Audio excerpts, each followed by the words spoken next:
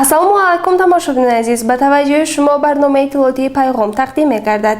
Инак имрӯз дар барномаи мо тамошо кунед.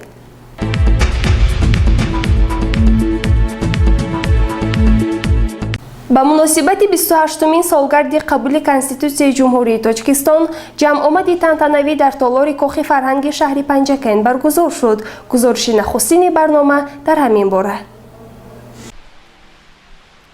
яке аз дастовардҳои бузурги даврони истиқлоли ҷумҳурии Тоҷикистон қабули Конститутсияи Ҷумҳурии Тоҷикистон мебошад, ки он соли 1994 сурат гирифт.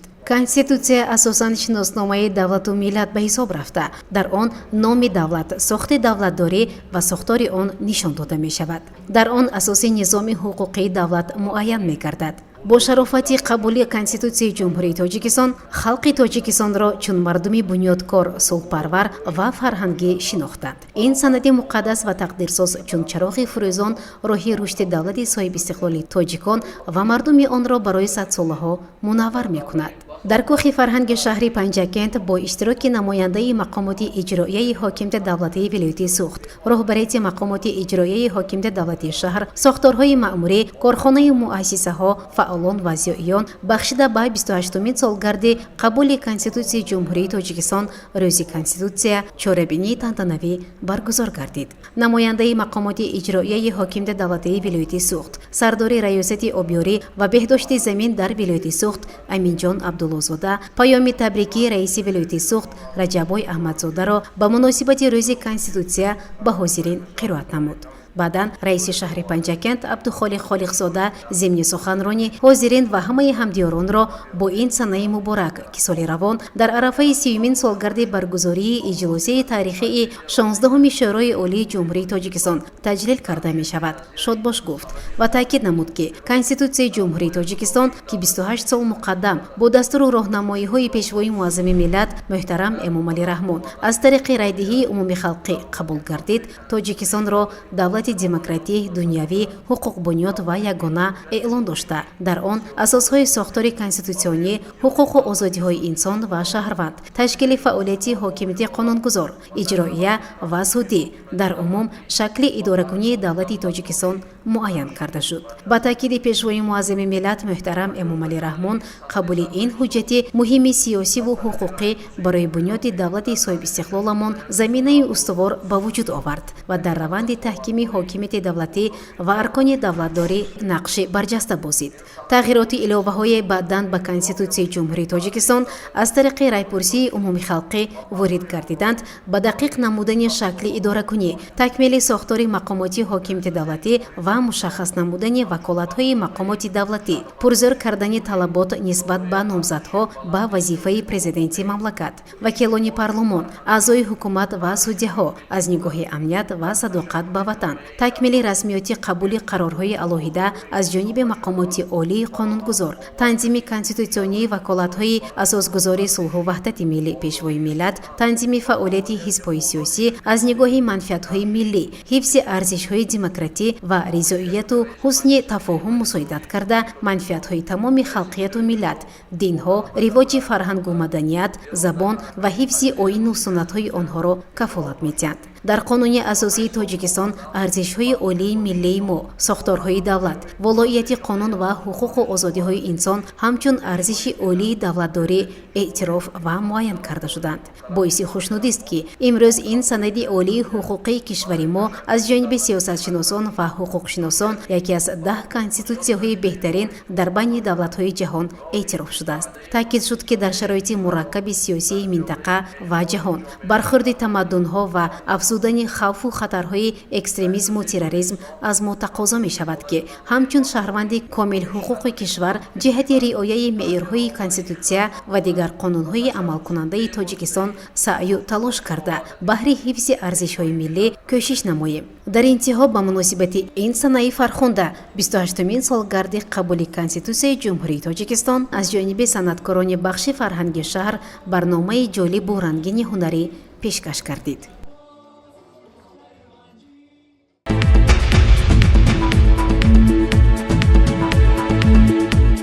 در عرفه روز کنستیتوسیای جمهوری تاجیکستان نماینده مقامات اجرایی حاکمیت دولتی ولایت سوخت و رئیس شهر پنجکند باشندگان خانه اینترنت پیرانسالان و معیوبان شهر را با این روز تبریک نمودند. ҳамасола санаи 6 ноябр дар саросари ҷумҳурии тоҷикистон рӯзи конститутсия таҷлил мегардад. бахшида ба ин санаи фархондаву таърихӣ чорабиниҳои фарҳангиву сиёсӣ ва вохӯриву суҳбатҳо доир мегардад. инчунин бахшида ба ин санаи таърихӣ маъюбон ва бепарасторон айодат мегарданд. ҷумҳурии тоҷикистон ҳамчун давлати иҷтимоӣ муаррифӣ шудааст ва бо дастуру супоришҳои асосгузори сулҳу ваҳдати миллӣ пешвои миллат президенти ҷумҳурии тоҷикистон муҳтарам Эмомалӣ Раҳмон барои ба ғамхорӣ фаро гирифтани табақаҳои ниёзманди аҳолӣ пайваста тадбирҳои амалӣ меандешанд. дар шаҳри Панҷакент бошад бахшида ба рӯзи конститутсияи ҷумҳурии тоҷикистон намояндаи мақомоти иҷроии ҳокимияти давлатии вилояти Суғд, сардори раёсати обёрӣ ва беҳдошти замин дар вилояти Суғд Аминҷон Абдуллозода ва раиси шаҳри Панҷакент Абдухолиқ Холиқзода ба хонаи пиронсолон ва маъюбони шаҳр рафта бошандагони онро бо рӯзи конститутсияи ҷумҳурии тоҷикистон аз номи раиси вилояти Суғд, муовини аввали раиси маҷлиси миллии маҷлиси олии ҷумҳурии тоҷикистон Раҷаббой Аҳмадзода табрик намуданд ва бо шароити будубош ва таъминоти ғизоии онҳо ошно гардиданд. дар суҳбат ба бошандагони хонаи пиронсолон ва маъюбон аз ҷумла таъкид гардид ки ғамхорӣ ба онҳо барои ҷумҳурии тоҷикистон меъёри конститутсионӣ буда дар ин замина дар солҳои истиқлолият тадбирҳои зиёде амалӣ карда шуданд ва мин баъд низ дар меҳвари сиёсати иҷтимоии ҳукумати кишвар қарор мегиранд. гузориши Мартаба Раҳмонова ва Исмоилҷон Холов.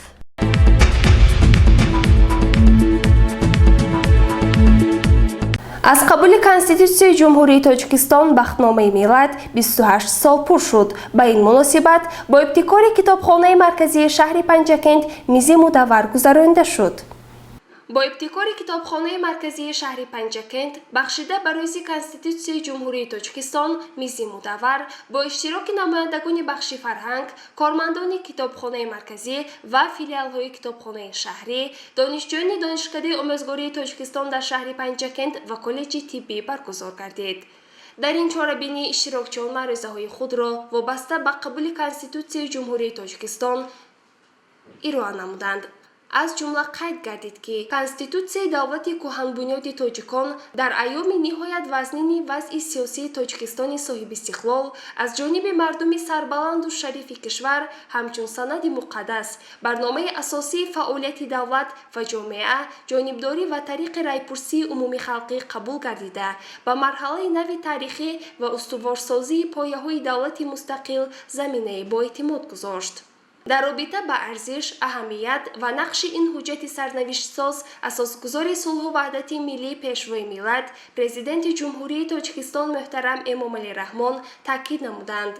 کنستیتوسیه امکانیت داد که در مملکت صلح و ثبات برقرار شده حیات جامعه به مجرای آسایش‌تر روانه کرده شود، قانونیت و ترتیبات برقرار و حکمران گردد و در این زمینه برای رشد ساحه‌های اقتصادیات، اجتماعیات و فرهنگ و معنویات شرایط مساعد به وجود آورده شود. در ادامه چاره‌بینی به یک گروه جوانان فعال از جانب بخش فرهنگ سپاسنامه تقدیم گردید. چاره‌بینی را سرمتخصص بخش فرهنگ شهر پنجکند اکتم کلونوف جنبست نموده کل اشتراکچیان را با روز کنستیتوسیای جمهوری تاجیکستان تبریک نمود. گزارش صبرین اکرم و اسماعیل خالف.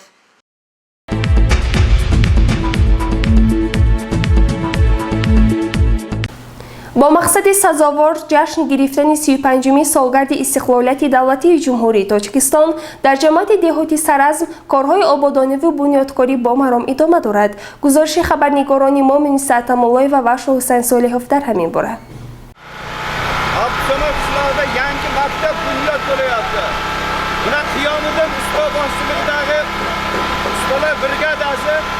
yerda hormay 10 kundan beri ishlayapti.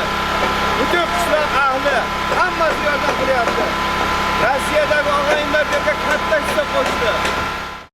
соҳаи маориф яке аз соҳаҳои афзалиятноки муҳими кишвар ба ҳисоб рафта ҳамасола ҷиҳати беҳбуд бахшидани сатҳи таълиму тарбияи хонандагону донишҷӯён ва фаъолияти пурсамари омӯзгорон бо таваҷҷӯҳи хосаи асосгузори сулҳу ваҳдати миллӣ пешвои миллат президенти ҷумҳурии тоҷикистон муҳтарам эмомалӣ раҳмон тадбирҳои мушаххас андешида мешаванд ки бевосита барои беҳбуд бахшидани шароиту имкониятҳои фаъолияти муассисаҳои таълимӣ мусоидат менамояд. мардуми меҳнатдӯсту маърифатпарвари шаҳри Панҷакент аз ҷумла деҳаи Абдусамати ҷамоати деҳоти Саразм бо ҷонибдорӣ аз сиёсати маорифпарваронаи сарвари давлат иқдом гирифтанд ки дар ин деҳа тариқи ҳашар сохтмони муассисаи таҳсилоти миёнаи умумиро ба роҳ монанд.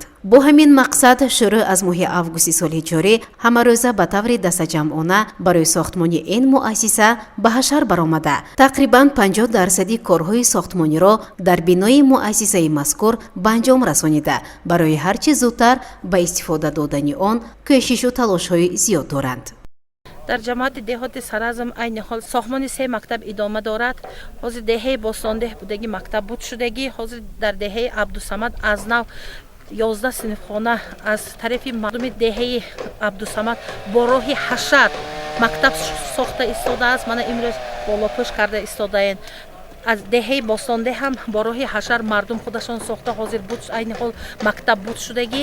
дар деҳаи Соҳибназар ва 1961 сол сохта шудагӣ мактаб то ҳол болопӯшаш фирош аз ҳад аз кор буромадагӣ буд. бо роҳи ҳашар мардум ҳамошон якҷоягӣ деҳаи Соҳибназара мактабаша болоша аз нав карда истодаанд. оянда ба нақша дорем ки чандтаги ҳамон дар ҷамоати деҳоти Саразм мактабҳои кӯна дорем.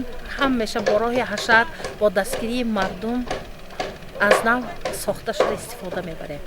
бояд гуфт ки барои сохтмон ва ҷиҳозонидани дохили синфхонаҳо наздик 2 миллион сомонӣ пешбинӣ гардидааст ки имконияти дар ду баст ба таълим фаро гирифтани 450 нафар хонандагонро дорад. бояд тазаккур дод ки бинои навбунёди таълимӣ аз як ошёна иборат буда дорои 10 синфхона ва 2 утоқи корӣ мебошад. дар баробари ин 55 нафар сокинони маҳаллӣ аз рӯи тахассуси хеш бо ҷойи кори доимӣ ва маоши хуб таъмин мекарданд ки ин бевосита дар баробари баланд бардоштани сатҳи саводнокии ҷавонону наврасони деҳаи Абдусамати ҷамоати деҳоти Саразм ба пешрафти сатҳи зиндагии аҳолӣ низ мусоидат менамояд.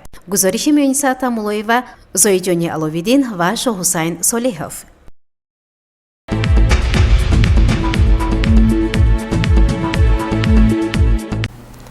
тамошобинони азиз ва ҳоло ба як эълон таваҷҷӯҳ намоед. ба таваҷҷӯҳи сокинони шаҳру деҳоти Панҷакент мерасонем ки санаи 5 ноябри соли равон бо мақсади тозаву озода гардониндани гирду атрофи маҳаллии зист шанбегии умумихалқӣ гузаронида мешавад. аз шумо ҳамдиёрони гиромӣ эҳтиромона хоҳиш менамоем ки дар ин шанбегӣ фаъолона иштирок намоед, зеро тозагӣ гарави саломатист.